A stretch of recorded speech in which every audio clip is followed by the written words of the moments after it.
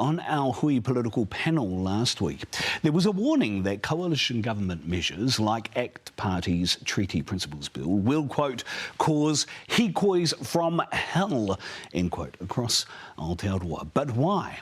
And what are the oft-mentioned treaty principles? To discuss now, I'm joined by the Kaihautū Te Whare Whakatupu Mātauranga at Te Wānanga o Raukawa. Dr. Carwyn Jones is with us in studio. E te tauta, tēnā koe. Tēnā koe. No mai, good to have you.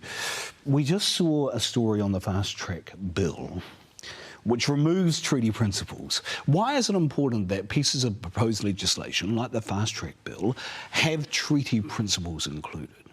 Well, because they provide a mechanism for the government both to adhere to its obligations and fulfil its guarantees that it made under Te Tiriti, but also to protect Māori rights and interests as well. And it provides a mechanism, if it's in legislation, for the courts, for example, to be able to ensure the government's held to account there. Where are the treaty principles that we talk about, where did they come from? I know people talk about 1975 and the Waitangi Tribunal and the establishment of the Treaty of Waitangi Act, but where do the current principles as we understand them come from? So the treaty principles have been included in legislation by Parliament. So Parliament has inserted the phrase, the principles of the Treaty of Waitangi, into all kinds of pieces of legislation now. And so it's been through Parliament that's made that decision to do that. Now, but what Parliament didn't do, and for example, the Treaty of Waitangi Act in 1975, which set up the Waitangi Tribunal's jurisdiction, Parliament didn't set out what those principles are. So it left it to the tribunal in that case to determine what treaty principles were, how they would apply. When it's in other pieces of legislation, we've seen the courts also take on that role, and where they've been required to interpret and apply those principles, they've done that.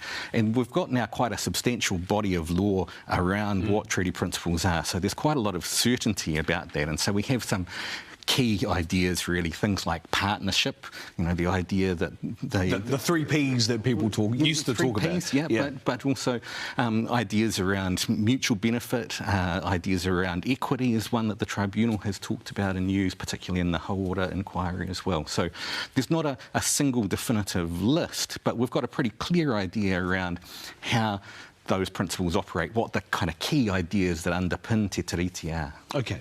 I want to talk about the ACT Party's proposed bill on treaty principles, because it says that it wants tiroranga tiratanga for all New Zealanders. What is wrong with that? Well, if you think about what Te Tiriti is, it's an exchange and an agreement between two or more, in fact, sovereign parties, between Māori and the Crown, and that exchange makes some guarantees about protecting tino rangatiratanga, and it guarantees tino rangatiratanga to Māori. It doesn't make that guarantee to the Crown, doesn't make that guarantee to itself or to its own people. So I guess one of the things that you would say about that particular principle is that it erases Māori from the equation, when actually the whole point of Article 2 is to protect Māori rights. So let's quote Te Tiriti, just to be really clear about this. And as you say, in Article 2, ko te koini o i ngā rangi ka whakarite ka whakae ki ngā rangatira, ki ngā hapu, ki ngā tangata katoa o New Tireni, so when it talks about ngā tāngata katoa o New Tireni, what did they mean at that time, Tākuta? Well, it's pretty clear, both from the context in terms of putting it alongside rangatira and hapu, but also from all the context at the time around how that phrase was used. It was talking about Māori. It certainly wasn't talking about other people who happen to be here.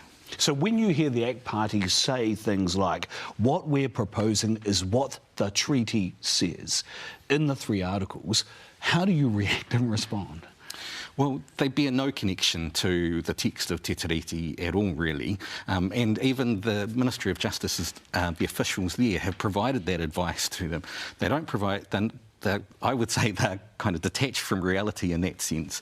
They're invented by the ACT Party, and they provide no connection to the text, but also are disconnected from the way in which we've been dealing with principles of the treaty over the last 50 years.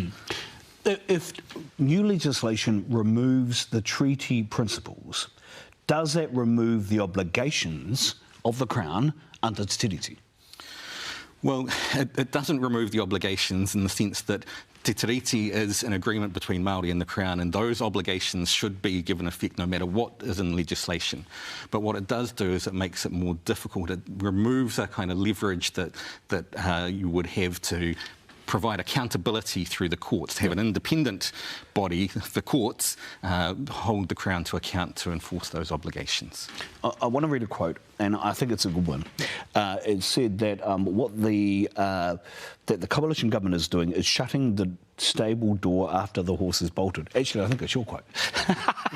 If that's the case, don't the courts already have an understanding of what those obligations under the treaty are? So the argument you could make is, well, you don't really need the treaty principles themselves because the courts already have an understanding of what the Crown's treaty obligations are and can rule in that way when it comes to things like protecting Māori rights and interests. Well, I think to some extent there is an open question as to how the courts would manage those obligations, and they may indeed see the treaty principles as part of the kind of constitutional obligations that the Crown has that they may be able to enforce.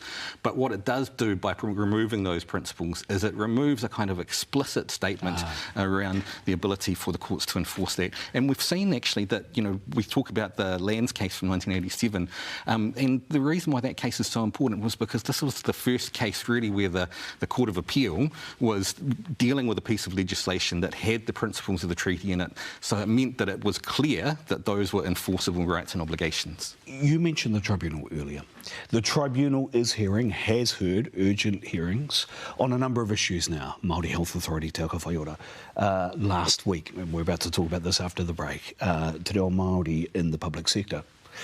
The accusation is that the tribunal is politicising itself and dealing with issues that the current coalition government sees as policy. What is your response to the role of the tribunal and the way that it is hearing these urgent hearings related to these issues now? Well, the tribunal's always had a role in assessing government policy and to determining whether it is meeting its obligations under Te Tiriti in accord with the principles of the Treaty of Waitangi. When it was first set up in 1975, it was completely focused on issues from current Crown issues from 1975 onwards. It didn't have any historical jurisdiction. We tend to think now, because of the work the tribunal has done on historical claims, that sometimes it's just about historical claims. Actually, its real function is to look at government policy and to assess whether there have been breaches of the principles of the treaty, and if there's prejudice that arises for Māori, then what can the tribunal do to recommend to address So in your view, it's doing its job? It's doing its job, yes. Te taukata tēnā koe. Thank you very much for your time. I really appreciate your expertise and experience in these matters. Ngā mihi nui kā koe. Ngā tēnā koe.